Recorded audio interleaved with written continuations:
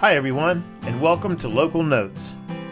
This is a video and podcast series dedicated to local musicians and their craft. I'm Dave Wright, and the only thing I can play is the radio. But I do enjoy listening to great music, and with a few of my friends, I spend a lot of time traveling around to hear some of our best local music. This series has two real objectives. One is to give some of the great talent an opportunity to tell their side of the story. I'm talking about the kind of stuff we don't normally get to hear about. Secondly, I'm trying to bring some attention to an area that's really hurting right now. Where would we be without all these super talented people that keep us entertained? So let's not waste any more time and get to it.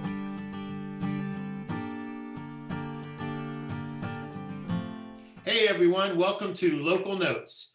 This is episode 9, and we're really stepping outside of the box this week, and we're checking out somebody totally different. He's not a musician, but he is a huge talent here in Pittsburgh. Post-Gazette called him the best comedian in Pittsburgh the last 3 years. He's a great guy. I think the world of him.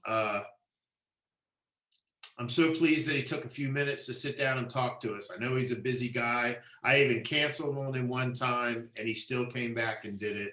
Like I said, I can't say enough about what a great guy he is. Although he pretends to be an asshole, but he's not. He's really not. He's a good guy. So his name is Matt Light, and I sure hope you guys take a few minutes to check him out and hear it. And I thought he was going to roast me, but he didn't. He was actually really cool.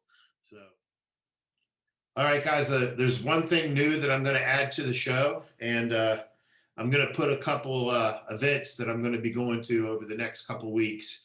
And if you'd like to join me there, say hi, meet some of the people that you've heard me talk about, go and see their music. This is where they're going to be. So, and you can always find this stuff on Facebook. Sometimes you can go to the locations that they're playing, and they have a schedule there too. First of all, Friday, March 19th, El Dorado. Now, this is going to be acoustic with just a couple of the guys. They're playing Friday, March 19th at Thursdays in Bridgewater. That's going to be a good show. I'm definitely going to try to get there. That's this Thursday. Saturday, March 20th, Local Music Madness, number 4. This is in Lindora Hotel, at the Lindora Hotel. It's going to have bands like Dinner Bell Road. He's been on the show. Chip and the Charge Ups, who's been on the show. The Red Lines, who I've actually been talking to. And Shagdog Melonhead, who I'm not familiar with. But I'm definitely going to check them out. Also, that same Saturday night, a band called Sucker Punch is playing up the Kohler Brewery. I know the drummer for Sucker Punch, Jeff Radis, is a good friend of mine. Hope to, I try to get there and see it, but it's the same night. I don't know. But if you're up north near Elwood City, that's a good band worth checking out. And the Kohler Brewery is a great location. Going a week after that, March 27th, Saturday, March 27th, Cook McCoy is going to be at JB's Roadhouse in Tarentum, and that's always a good time. They're always stoked up there to get things going. So anyhow, I got a great clip of Matt Light coming up, and then we're going to get to the interview. And I hope you enjoy the show, and check out Matt Light. If you like him, go friend him on Facebook and let me know. All right, take care, everyone. I found out that I had cancer over the phone, which was horrible. My doctor called me. He's like, "Hey, Matt, we think you have Hodgkin's lymphoma." I didn't know what that was. I said, "Oh, that's okay. So I take an antibiotic, or do I need like a Z-Pack? If Hillary did this, I will kill that bitch right now." He's like, no, it's not an STD. Calm down. I said, "Oh, thank God. It's cancer." And I was like, "What?" He's like, "Yeah, you have cancer, so you have to, tell who you need to tell, and we'll see you at the hospital tomorrow. We're going to run some more paperwork and blood work." And that's scary, right? But he told me this over the phone, which is insane. And this was 6 years ago. Like, remember when they would tell you face to face the way that it should be? Now they do it. What do they do now? If that was 6 years. Now, what do they just Snapchat you with the puppy filter? Like, hey, got some bad news, LOL. So he's like, you need to tell who you need to tell. And I said, okay. If you got diagnosed, who's the first person you would tell? My mom. Your mom. How about you? Probably my mom or dad. Your mom or dad, right? Well, you guys know about mine, so. So I just called Make-A-Wish. Yeah. I'm not fucking kidding. This happened. Here's the proof. Listen, called that number immediately. I'm making money off this. I don't remember the number. 1-800-DIE-SOON. I don't remember what it was. But I call this shit. True story. I call Make-A-Wish. I'm like, hey, guys, I think I'm qualified for your rewards program. She's like, I'm sorry, what? I said, I came down with the C's. She's like, you have cancer. And I was like, hey, yeah. I want my Make-A-Wish right now. She's like, what do you have in mind? I said, well, WWE is coming into town in January, and I want to go to the Royal Rumble. Right? Yeah. Woo. Right? Yeah. She goes, you don't say another word. I will get you tickets, and you will meet John Cena. Yeah. I said, I already have tickets. Second of all, fuck John Cena. She goes, well, what do you want? I said, I want The Undertaker to chokeslam me through a fucking table. Can you please hold? Yeah, I don't know how long. So now I'm on hold, and I'm like, yes! Cancer's the shit. This is the greatest thing ever. Let's go, right? She comes back. She goes, hey, forgot to ask you, how old are you? I hit mute. I was like, fuck! I'm 24. She's like, I'm sorry, I can't do that for you then. And I was devastated. I said, why not? She said, because at Make-A-Wish, 18 is the cutoff. And I said, that's the only reason why. She's like, yeah. And then I said, wait a minute. The only reason why you won't let that happen is because I'm an adult. So if I was a 5-year-old child battling leukemia, you were going to let a 7-foot monster chokeslam me through a fucking table while Kane lit that shit on fire. She's like, I don't know what to tell you. Here's a Getco gift card. That was it, man. Pittsburgh, I fucking love you. Thank you so much. All right, welcome to Lotus Local Notes. Our guest this week is one of the top comedians in Pittsburgh, if not the top comedian in Pittsburgh, Matt Light. Welcome, Matt. Hey, man. Thanks for having me. Hey, thanks for doing it. I appreciate it. Yeah. Is it weird that I showered for this? Yeah. Like we were talking and I looked at what time it was. I'm like, oh, I got to shower for why do I care? And I did. I doubled everything too for you, man. Well, it smells good. I can tell you. Thank you. It smells good. The only thing I'm missing is the YNZ shirt. Oh yeah, I don't. One. I should have brought one. I know. I'm just wearing typical Steelers stuff. I didn't want to be that guy that advertised the whole time. Be like, you know what else is great? Yins. Take a look. Hey, I am definitely getting the Yin Shamrock shirt. Oh, sweet man. I Yeah. saw it on the website today, and I'm in. I'm getting one. I like it. Yeah, we ship next day, so you'll get it in like 3 days. So Cool. Yeah, man. I'm definitely in. So real quick, just to get started, let me ask you a question. How have you been doing through COVID? Did you hear the news? I'm pretty sure you had it. Yeah, I had it. Uh-huh. I had it about a month and a half ago. Right. Was hospitalized for about 4 days. Yep. It's pretty scary, man. And it's one of those things where, I'm 31 years old. I've had experiences with cancer in the past, with asthma. I have pretty bad asthma, but I do a lot. Oh, there it is.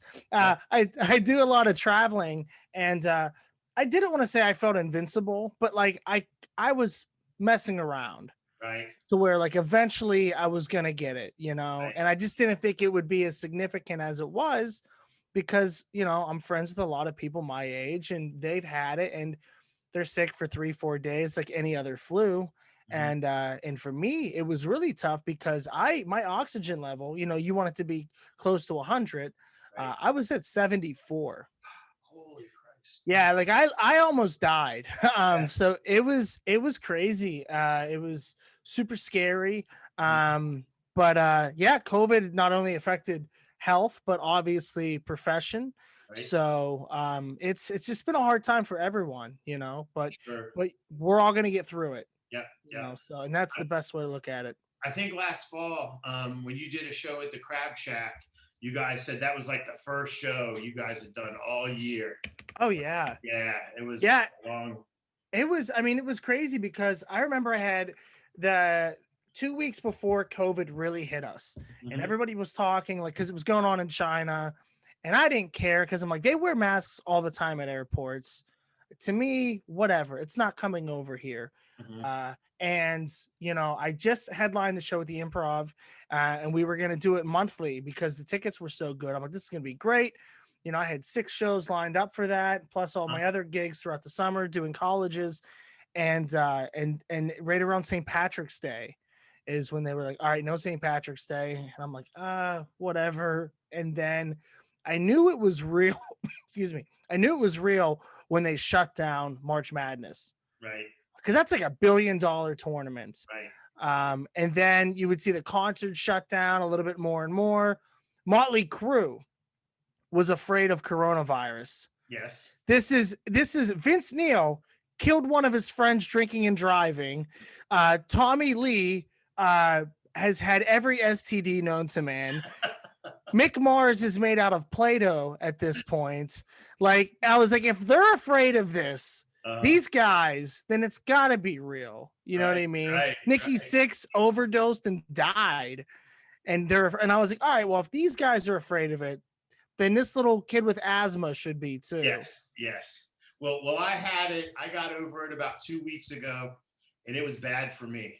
Yeah. And I remember watching your videos, like the last video that you did when you're in the hospital and you were leaving, and you're like, dude, this is no joke, And I was thinking kind of the same thing. Okay, I got it. I'm gonna have a cold for a couple weeks. No, I was bad. I had Yeah.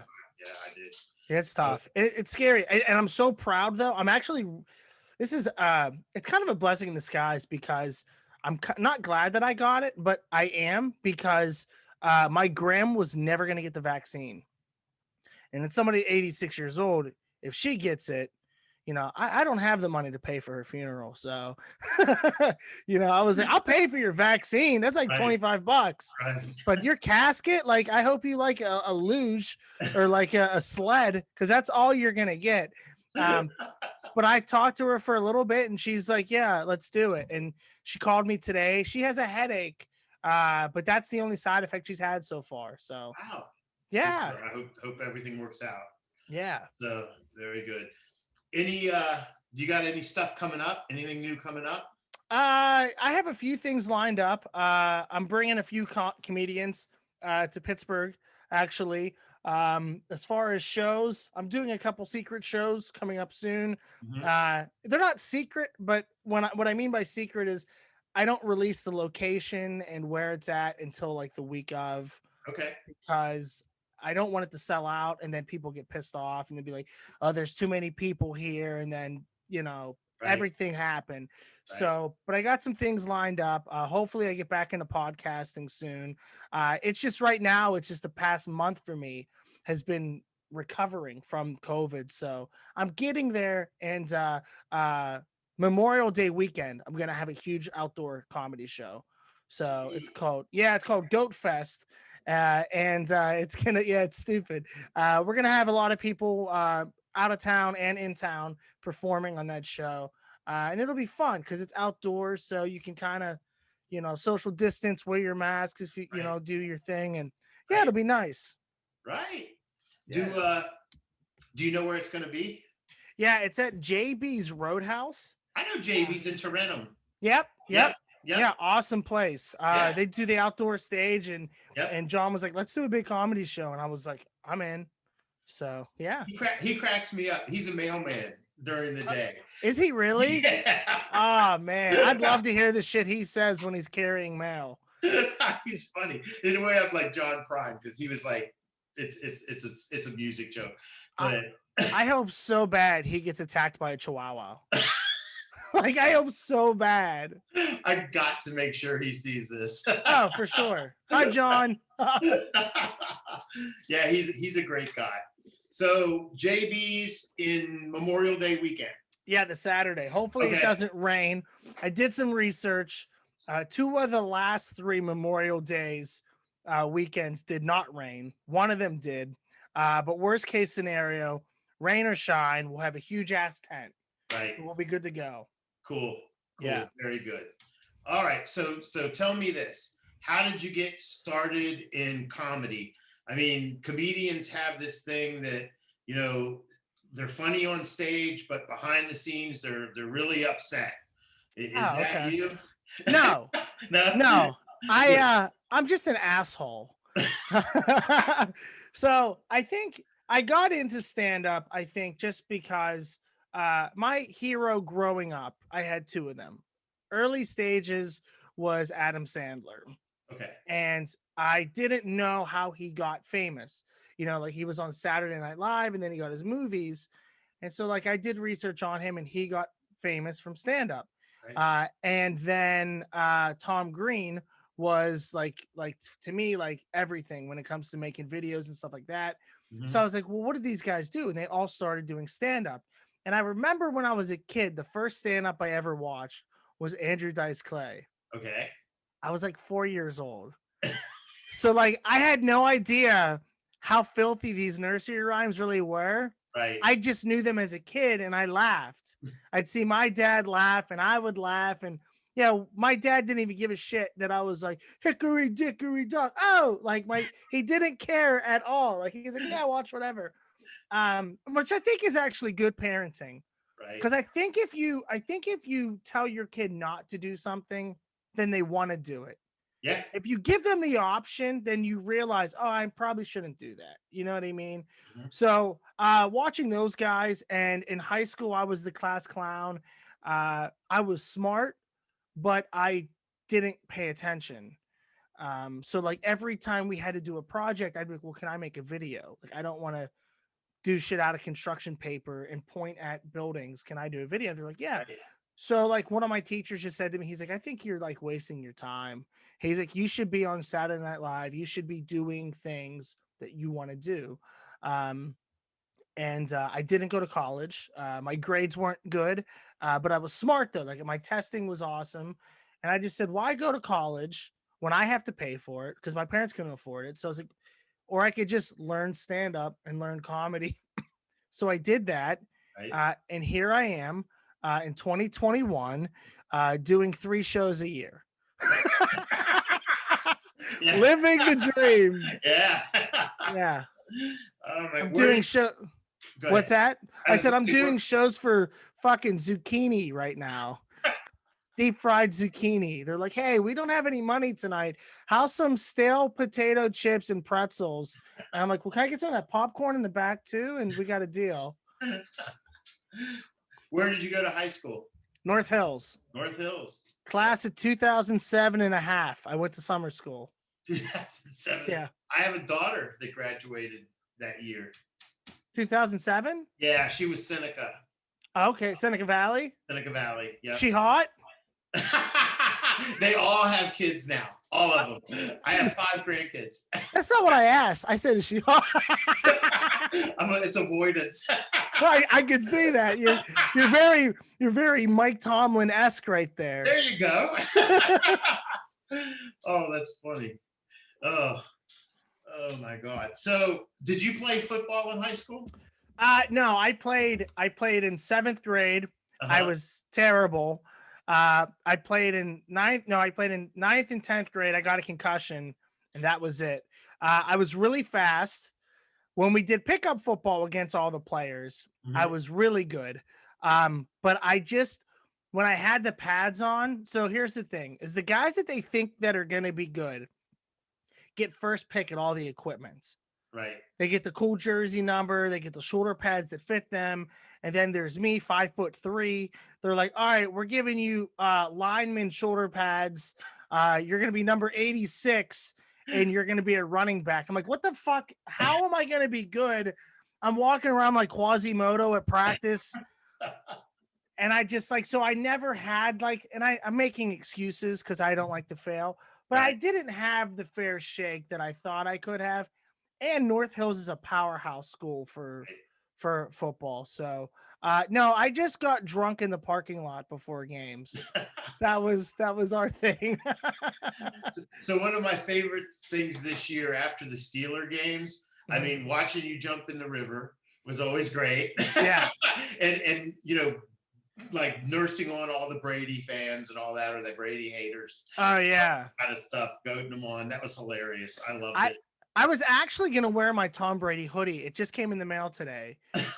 It's a big red 7 that has all the years he won the Super Bowl. Oh man, that would be I cooler. I know. I like Brady. I'm a Brady fan just because I don't get mad because somebody's better than us. Mhm. I get mad. Why haven't we beat them? Like, why hasn't Tomlin found a way to beat them?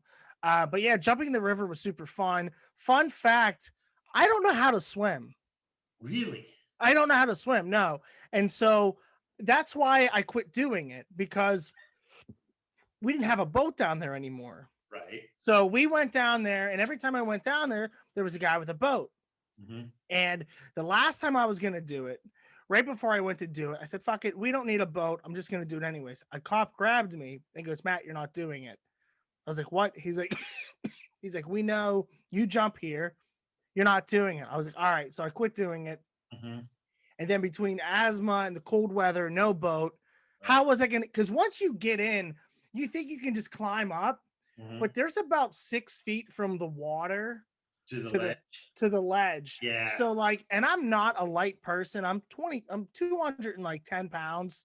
So like you can't just pull my arms up and get me out of there. And Right. plus, like I can't swim. So like these night games, I wouldn't be able to see shit.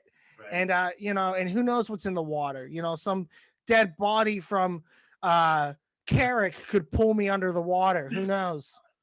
And if it's 30 degrees out, somebody might not jump in. No. Oh, absolutely. I wouldn't. I'd be like, look at this asshole. Why would you? Right. But Wow. we were gonna do one. This is what upset me. So we had the Cleveland Browns game that we beat the Browns. Right. That was like the biggest game of the year because the Browns thought they were going to be good. And I was like, all right, well, let's do this. So I got a blow up doll. And I had my buddy print out a Baker Mayfield face for it. And then we had a Tim Couch jersey from back in the day. And I was like, let's put this on there. So I start blowing up this blow up doll at the tailgate. Mhm. And I didn't realize his penis was part of the blow up doll. So I'm blowing it up and like just casually at 10 in the morning, there's kids riding bicycles and this blow up doll has a hammer and I don't know because I'm still blowing into it. I'm not looking. I'm just Right. feeling if it's full. Mhm. I turn around and I'm like, oh my God. I was like, Baker Mayfield's definitely not this big. We can't use this. And so he's like, I didn't even bring the face anyways. I'm like, well, I'm not just jumping on a naked dude after we win. So we got rid of it. And the best part is my buddy used his work van. Mhm. So in a white windowless van was a full-size blow-up doll. If that doesn't show Amber Alerts, I don't know what will. I always like my whole thought all season long is like you're like if Mark Madden ever retires, you're the guy they need to put in his shoes. I would love that. Yeah, you I you could definitely do it. You know, I've heard that a lot from people actually. Really? Yeah, there's a lot of people. So I get compared to two people. One is Mark Madden, Mhm. and the other one is Pittsburgh Dad. Huh. So the only difference between those two is one of them has talent, and the other one does a shitty Yinzer impression. So I would much rather, I would much rather be, you know, Mark Madden because, yeah, he stirs up the pot, but Yes. in real life, he's a good dude. Like I've been around him, I've hung out with him, super cool guy. Yeah. But he knows his shit, Yeah. you know. And like I just like debating in general. Mhm. Like no matter what, like if we did politics, right, which I won't do because I don't like to get involved, Right. but I would just say, I'd say, who did you vote for? I don't care who it is. I'm taking the other person, and we're just gonna debate. Because Right. to me, it's just fun. It's just so fun because you just make them keep talking until they say something stupid, Yeah. and they just look like an asshole. And they're like, "Well, maybe you're right." And meanwhile, I'm like, "No, I'm not right. You're just dumb." Like, so All right. Let's practice it for a minute. Let's pretend you're Mark Madden. okay, I'm a caller, and I'm Okay. going to say, "Hey, Mark, how do you feel about Ben Roethlisberger signing a new contract for next year?" well, usually he says, first of all, I think you're an idiot. Uh, but honestly, I think Ben Roethlisberger. This is what I would say. Mhm. I think Ben Roethlisberger signing a new contract shows a lot about his character. A lot of people didn't think he would do it. Personally, I wouldn't do it because I don't owe the Steelers anything. They have to pay me based off of my contract that money. Mhm. He's clueless if he thinks that they're going to win a Super Bowl. The fans are stupid if they think they're going to win a Super Bowl next year. If I'm him, I take all the money in the world and then leave. I would have never restructured. I would have been like, nope, cut me. Right. Right. You got to pay for me regardless. Just get rid of me. And good luck with Mason Rudolph, Yeah. Yeah. you know? There. Yeah. So, I mean, I like Mason, honestly. I don't think he's the next Big Ben, but I think like he's going into his last season as a Steeler. Mhm. You didn't see much from him. In 2019, see, people always say, well, you saw what he did in 2019. It's like, okay, the O line sucked. Claypool wasn't a Steeler yet. Ebron wasn't a Steeler yet. Connor was hurt the whole season. Mhm. Juju was hurt half the season. Deontay Johnson was hurt half the season. Mhm. So, and that guy just got thrown into the wolves based off of Ben Roethlisberger's playbook. Right. You saw like, so Mason this year came out with no training camp because his shoulder was still messed up, Mhm. no preseason games. He came out cold week 17 against Cleveland and lost by 2 points with our B squad against their A squad, Right. the same team that Ben Roethlisberger got his ass beat by the next week. Yeah. Yeah. So why couldn't he do just as good? Right. You know? Right. I felt personally that a lot of the problem with Ben this year was the offensive play calling. I mean, the short little stupid passes. But that's him. You think so? 100%. That's why he was in shotgun the whole time because he doesn't want to get hit. Oh. The offensive linemen were playing zone blocking. They were in a 2-point stance, not a 3-point stance, Mhm. because what happens is when they come out, the first thing they do as linemen, you're supposed to engage. Mhm. They would just back up. So they would just back up so that Ben wouldn't get hit. And all the D linemen, if you notice, Ben doesn't get sacked. That's because the D linemen in the interior aren't going after him. They're Right. just putting their hand up to bat the ball down because they know mathematically we're not going to get there in 2.4 seconds when he throws the ball. Right. So I'm going to block his vision. I'm going to bat the ball down and I'm going to screw up the receivers behind me. Right. So the playbook was terrible too, but a Mhm. lot of that is Ben being fragile. And that's why when they got rid of him and brought in Matt Canada this year, I don't think him and Ben are going to mesh well because Ben doesn't want to play behind the center. He wants to be in shotgun. He does not want hit. Hmm. Well, we'll see. Yeah, we'll see. And I'm still sticking to my guns. You are the next Mark Madden. I We're gonna send you appreciate it. to All right. No problem. um Tell us a little bit about your battle with cancer and what you went through. Yeah. So in 2013, this was about a year, maybe 6 months to a year before I got looked at. I just wasn't feeling good. I was tired. I'm getting night sweats. My body just was hurting, and I just felt exhausted for no reason. Well, eventually, my girlfriend at the time said, "You need to get health insurance. You need to go get looked at." So I was like, "All right." So I got my health insurance, and in the meantime, because it takes like 40 days to kick in, so I was like, in the meantime, I'm gonna eat healthier. Maybe I'm putting on some weight, and that's why my back hurts. So I lost 55 pounds Wow. in a month. In a month. So we knew something was wrong because I don't give a shit what exercise you're doing, which I wasn't doing any, what foods you're eating. You're not going to lose that much weight when I was only a buck 90 at that time. So I dropped down to like 145, 140, and it was concerning. So we went to the doctor, we did blood work, and I get the blood work back. They're like, all right, well, we want to do some scans too. And I said, okay. I get the scans, and I didn't want to wait for the results. They're like, it takes like 2-3 hours.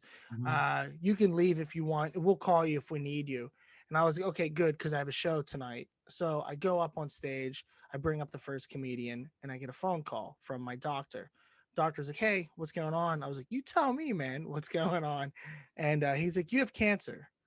Um, Told me over the phone at a show. And when you're 20, 23, 24 years old and you hear those words, it's really hard because the first thing you think is, oh, I'm going to die, Yeah. because I don't know many forms of cancer that men have that it works out well. Like I'm not taking anything away from breast cancer, but when I see women, I see a lot of breast cancer survivors, Mhm. at least the first round or second round. And, we have breast cancer awareness for things like that. So because of all the awareness, I know that can be, taken care of. But for men, I don't know, like testicular is the only one that I can think of where you lose, a testicle. But so I was really nervous. I remember going home and I just sat and just stared at a wall for maybe 6 hours. I didn't talk to anybody, I didn't say anything, because it was scary. I didn't know what to do. But as a comedian, I just was like, you know what? If this is it, fuck it. Like I'm living my life. I'm gonna go out every night. I'm still gonna do these open mics. I'm still gonna get better as a comedian. And while I'm at the hospital, I'm gonna have fun with this. So like they put the oxygen sensor on your finger. I'd hold my breath so that I would flatline. People would come in, you know. And I remember like it hit me hard when I was going to get an elevator and the old guy didn't let me get on with him. I was like, hey man, just because you're old, you're not the only one dying soon. All right. I was like, I have cancer too, asshole. And my dad just laughed at it. And it was tough though, because like you sit in a room and you get this chemo, and you're in a room with a bunch of people in line to get chemo.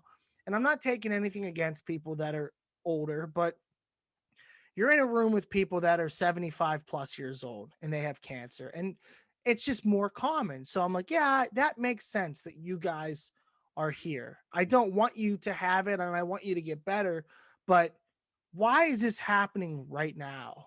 And that was really hard for me to understand.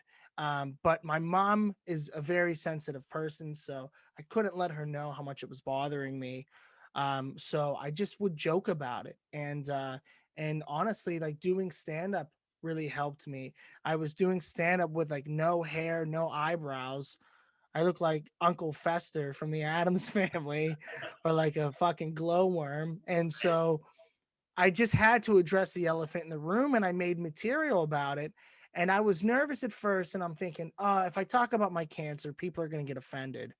But I'm like, well, why would they? It's my story, right? Right. Right.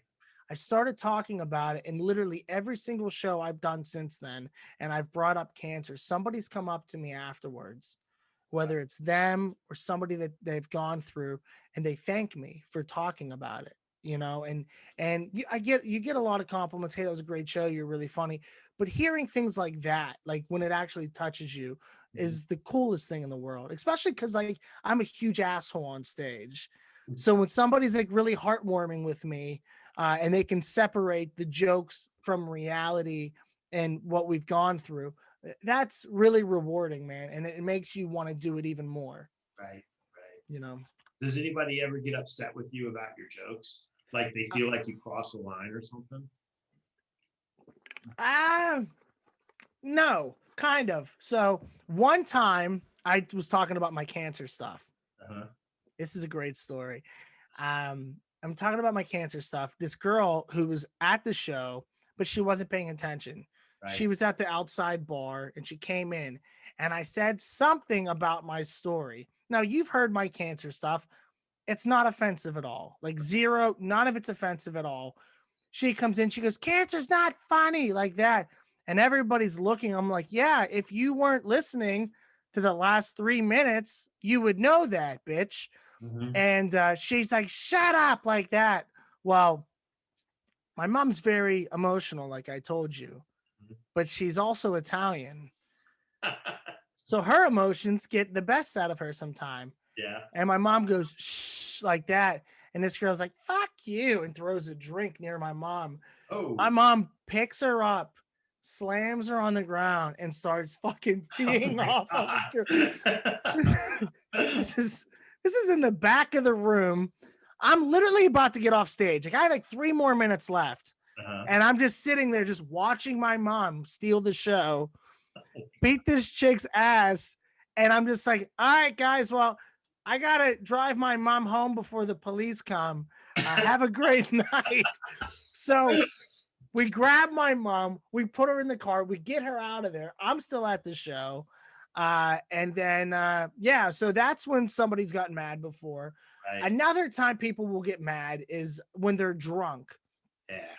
When they want to take over the show and they try to heckle me, which I would very strongly advise. I'm probably top 10 in the world if you come after somebody heckling. Like you'll never win at it.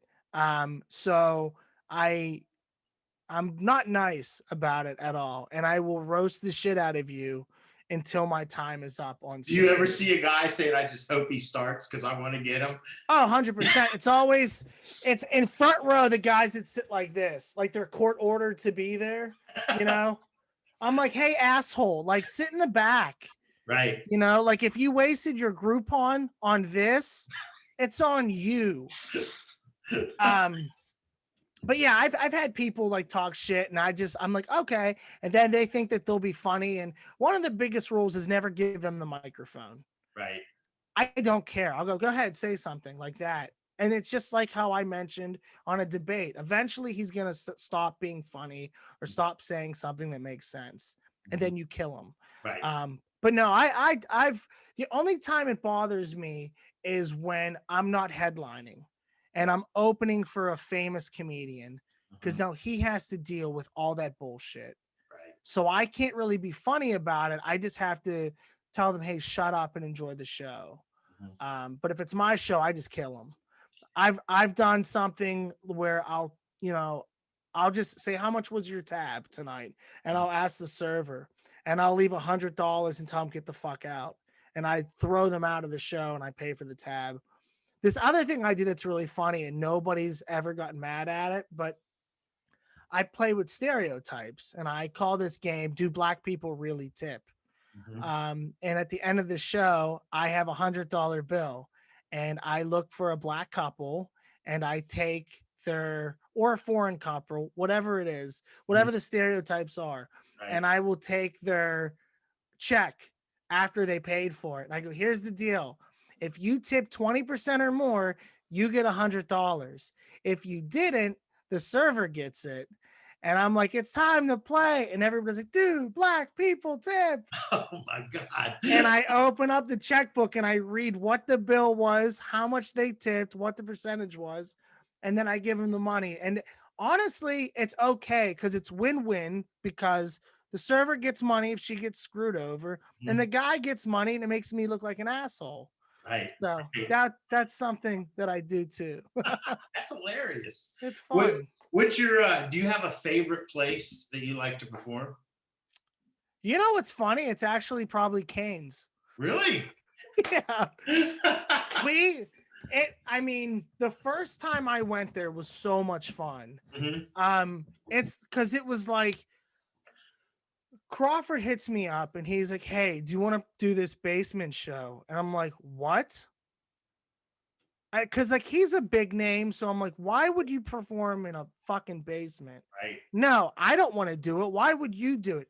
He's like, "No, dude, it's not a basement. It's a bar in a basement." I'm like, "I have a bar in my basement. I know what a basement is. I'm not going. Is this like Saw 5? Like what are you setting me up for?" And then I walk by, I show up to this house, and I'm like, "Okay, it's a nice house, you Mhm. know." Mhm. Then I see a koi pond, and then I see a full size like cabana bar that you Mhm. would see in Fort Myers, and then an actual swimming pool, and then I walk into the basement, and it's a fucking TGI Fridays. It's true. It's A- true. And I was like, "Oh my god, it really is a bar! Like this is so cool." And yeah, so just the environment and how everybody is so friendly there. Yeah. You know you're gonna have a good time.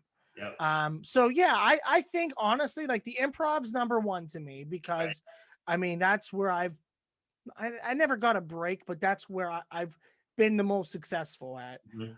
And that meant a lot to work there. But as far as like local places like that, I would perform there all the time. And they're so friendly.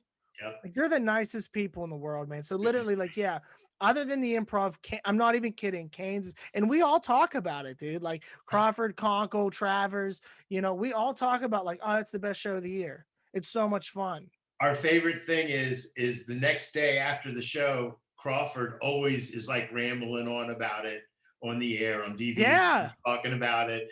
And Rick and I and Jody are all texting back and forth. I just heard about it on the radio. It's always fun. that's awesome. And I Yeah. know you guys were supposed to do something big for Motley Crue, right? Everybody Yeah. was supposed to So go. when they canceled the concert, what Yeah. they did is they set up a huge screen outside at the Crad Chat and they videoed the whole thing outside, like taped shows off of YouTube. Oh yeah. And they had like a full concert right there on with the video.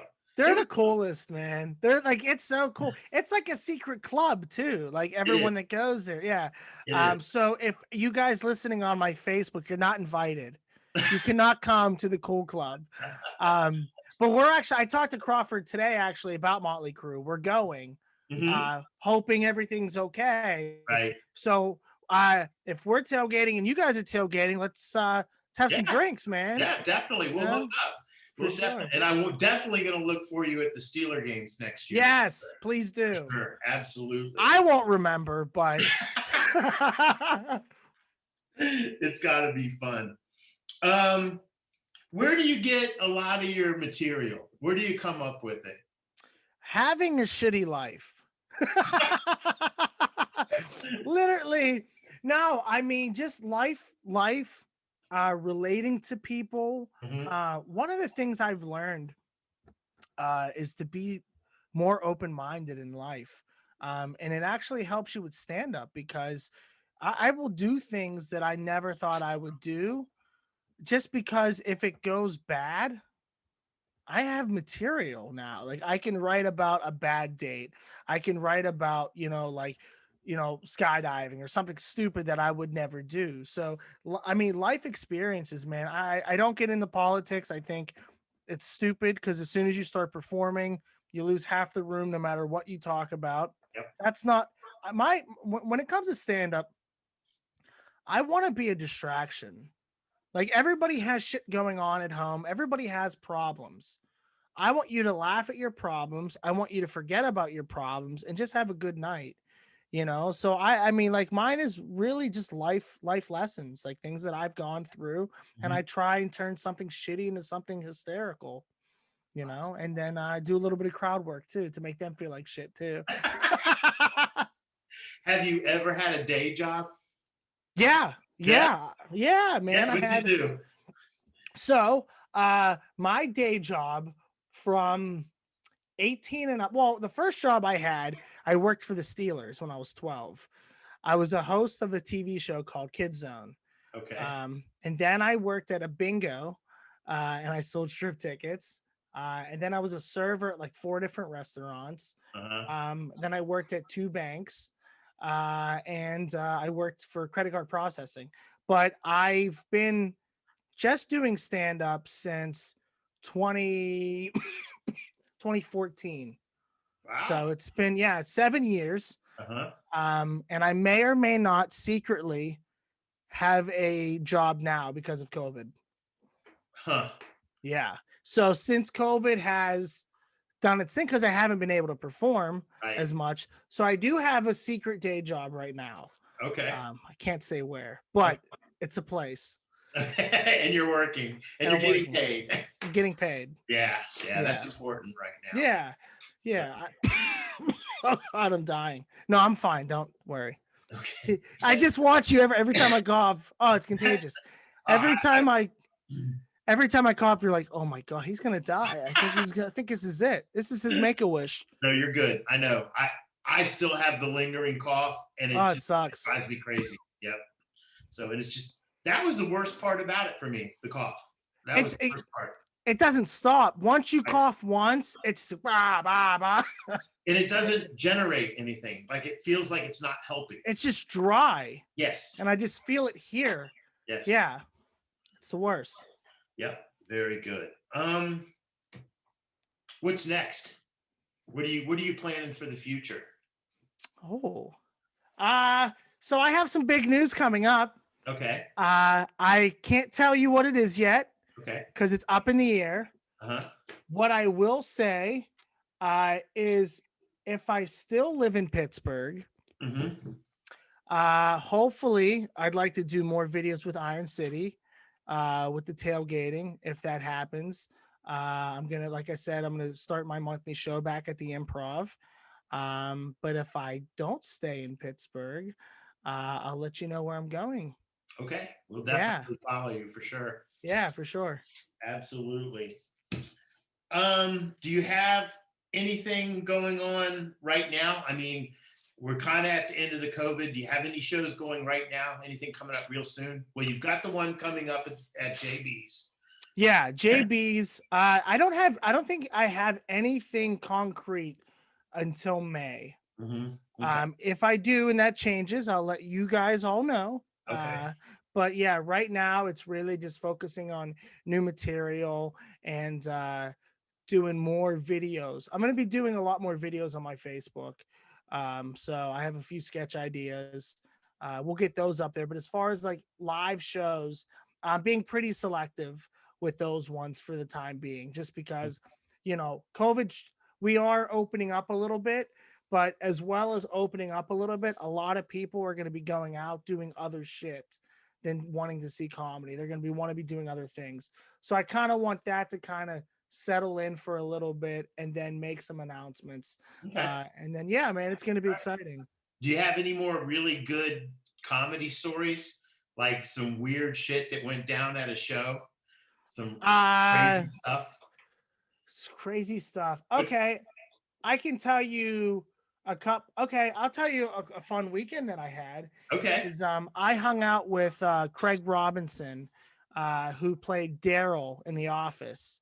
Okay. It's from Hot Tub Time Machine, and he and I wasn't on the show with him, but I was hanging out with him, Mm-hmm. and he got me to go vegan for the whole weekend. Now, I don't know if you know this, but my viewers all know that I eat McDonald's on Facebook like every day, like just fat ass, ate like 4 sandwiches. So like to go vegan just sounds ridiculous. And I was like, all right, I'll go vegan. So this was actually the same weekend my mom sucker punched that chick in the face. We go out, we went to a gentleman's club, and some guy came up to him that looked like Beetlejuice, not cool Beetlejuice, like Michael Keaton Beetlejuice, but Howard Stern Beetlejuice. Okay. He looked like if like Beetlejuice fucked Emmett Smith, and we kept calling this dude Emmett Juice like to his face, and the guy just kept like getting closer and closer to Craig, trying to get his phone number, and so we leave. and we went to IHOP, and we decided at like 4 a.m. it would be funny to just watch porn. Um, just Mhm. watch porn really loud because there's this porn star that he knows named Nick Manning, and his go-to when he the finish, the money shot, is he yells dropping fucking loads. So like I got pancakes with whipped cream, and I would just go, oh, dropping loads everywhere. And people are like, hey, are you the guy from The Office? He's like, yeah, I fucking am. Like that. Like, he didn't care. He's taking pictures with people. And it was cool. Like we became acquaintances. We're not friends, but we're acquaintances. Mhm. And we went to this place called Break Room. It was me, him, T-Rex, and Frankie, his openers. And this place is in Irwin. And what it is you pay like $50 a person to go in with these hazmat suits with bats and just beat the shit out of plates, TVs, mirrors. You just get to release your anger. And to just watch him, just like we were throwing plates at each other, like home run derby, and just shattering them. I mean, it was one of the coolest weekends ever. I won't forget that. Like, he was a really fun guy. And it was crazy because one of my buddies went to LA and was at a party with him. And he was sitting next to Craig, and Craig goes, oh, where are you from? And my buddy's like, Pittsburgh. And he's like, oh, I know Matt Light from there. And like the fact that he name dropped me was so crazy because like this is like The Office is one of like my favorite shows of all time. And Sure. like for him to like remember me, I was like, oh, that's cool. Like, and this was like 3 years ago. I'm like, he won't remember me now. Well, he and his buddies tried calling me after we lost to the Browns to fuck with me. And I didn't pick up because I didn't want to deal with the heckling for the Browns and stuff. But yeah, I mean, that was a pretty cool story. Um, Other than that, oh, I almost got stabbed once. Oh. For yeah, we did an open mic, Uh-huh. and there was a guy that was in the front row, and I said that he looked like fat Johnny Depp, and I just kept making fun of him, like, oh, what's your favorite movie? 21 Can't Jump Street. I called him Edward Sausage Fingers, Captain Snack Sparrow. And when I went outside while everyone was having a cigarette break, he fucking pulled a knife out on me and He put it really to my chest and was like, you think it's fucking funny now? And I was like, it's actually a lot funnier now. And and, and nothing happened. So I've definitely dodged some bullets for sure. right. But that's what makes it fun. Yeah. The Yeah. thrill of it, right? The thrill of anything is fun. Like, people don't have sex, in public places. Like, you don't have sex at a car wash because it's better.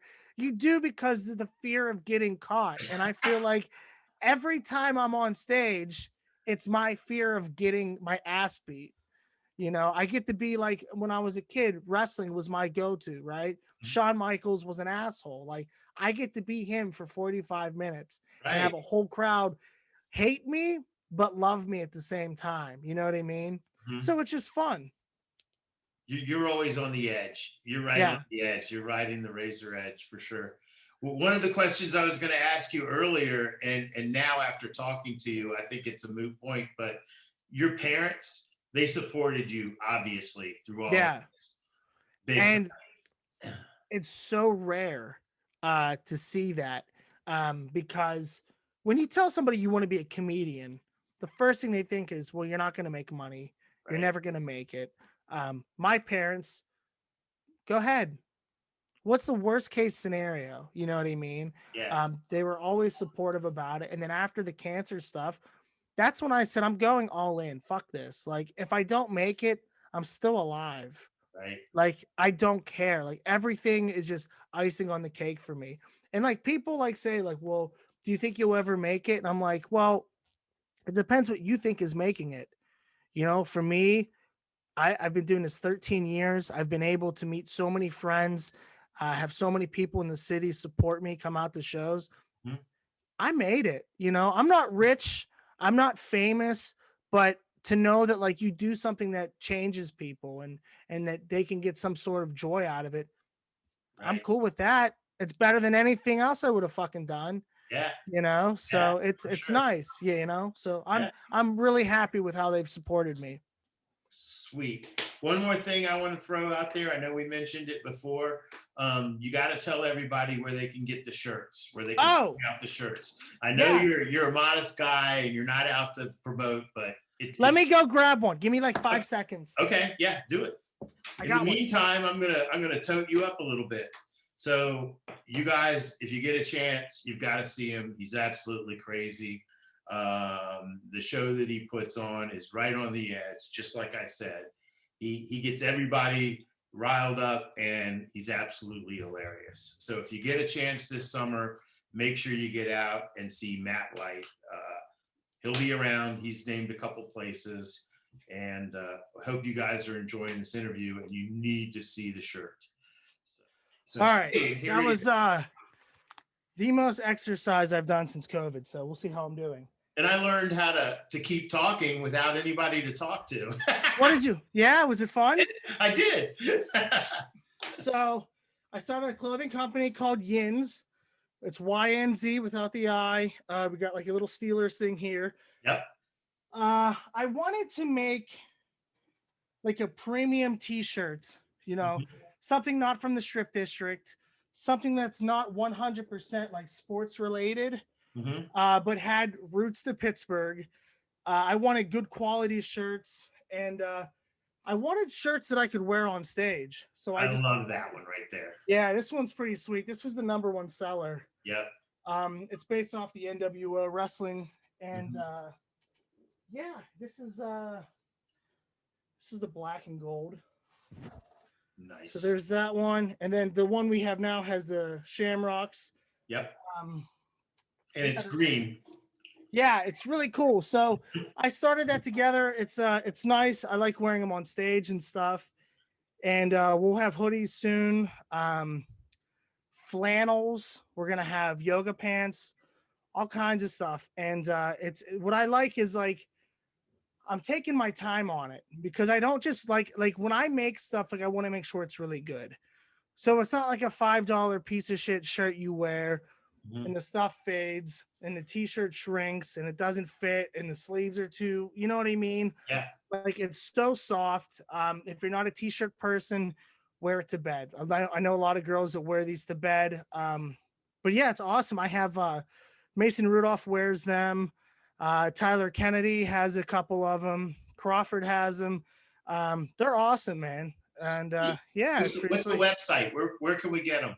It's at 3harrycox.com. No, it's ynzclothing.com. Got it.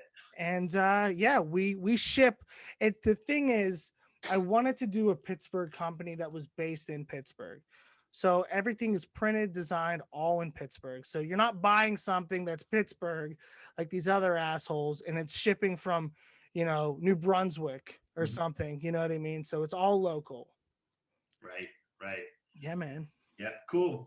Dude, nothing but love, man. Thank you so much for hanging out with me.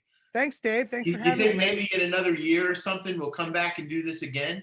I will do this whenever you want. Awesome. Promise. Awesome.